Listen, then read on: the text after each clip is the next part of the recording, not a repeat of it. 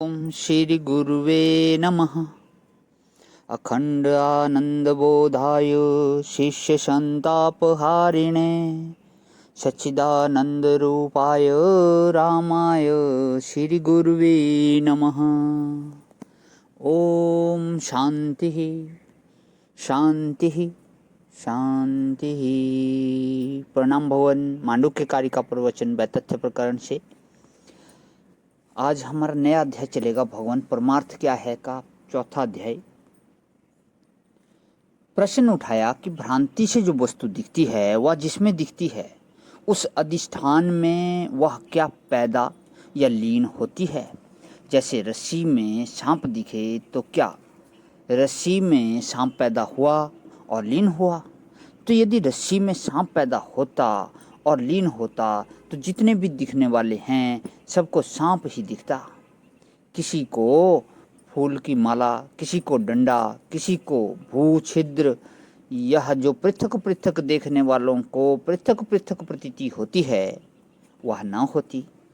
इसलिए रस्सी में सांप पैदा होता है और लीन होता है। भ्रांति सिद्ध वस्तु के लिए यह कहना गलत है। भ्रांति सिद्ध वस्तु जिसमें दिखती है वह अधिष्ठान में न पैदा होती है और न लीन होती है। भ्रांति सिद्ध वस्तु जिसमें दिखती है उस अधिष्ठान में न पैदा होती है न लीन होती है, क्योंकि वह तो सबको अलग अलग दिखती है। तो यह कहो कि मन में पैदा होती है और मन में लीन होती है, तो मन में पैदा होवे और लीन होवे तो जो बाह्य उपलब्धि है उसका बिल्कुल विरोध हो जाएगा। मालूम तो यह पड़ता है कि हम सामने सांप देख रहे हैं और मन में ही अगर सांप पैदा होता हो और लीन होता हो तो वहाँ जो बाह्य उपलब्धि है इसके बिल्कुल विरुद्ध होगी। अच्छा, यह कहो कि सांप मन में भी है और रस्सी में भी है, तो एक ही वस्तु एक साथ ही दो जगह पैदा हो और दो जगह लीन होवे यह बात नहीं बनती है। तो इन तीनों पक्षों का भाष्यकार ने खंडन किया। ना तो वह सर्प रस्सी में पैदा हुआ, ना मन में पैदा हुआ, ना दोनों में एक साथ पैदा हुआ। तब बात क्या हुई? बात यह हुई कि यह बिल्कुल मानस है। द्वैत वस्तु उत्पत्ति प्रलय वाली नहीं है, स्वप्नवत मानस कल्पना रूप है।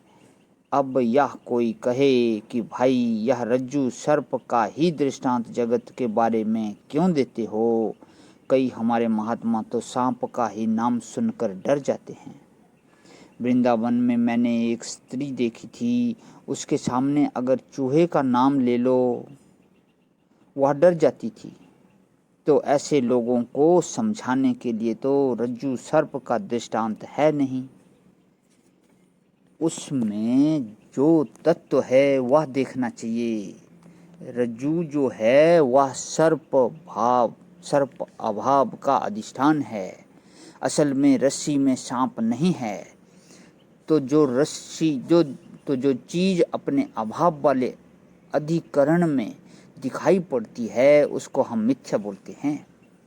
देखो उसका सीधा मतलब क्या हुआ कि जो चीज़ दरअसल जहाँ ना हो वहाँ अगर वह चीज़ मालूम पड़े तो उसको मिथ्या कहते हैं। जैसे आकाश में रंग नहीं है, रंग के अभाव का अधिष्ठान है।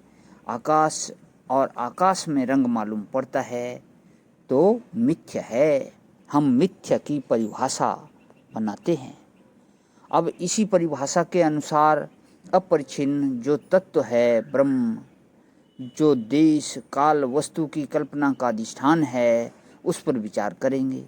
ईश्वर ने सृष्टि बनाई तो केवल वस्तु नहीं बनाई, देश काल भी तो बनाया ना। तो जिस अधिष्ठान में देश काल सहित या वस्तु भेद दिखाई पड़ रहा है उस अपरिच्छिन्न अविनाशी परिपूर्ण अधिष्ठान में यह सृष्टि कल्पित होने से मिथ्या है। प्रणाम भगवान। आज यहीं विराम। ओम शांति शांति शांति।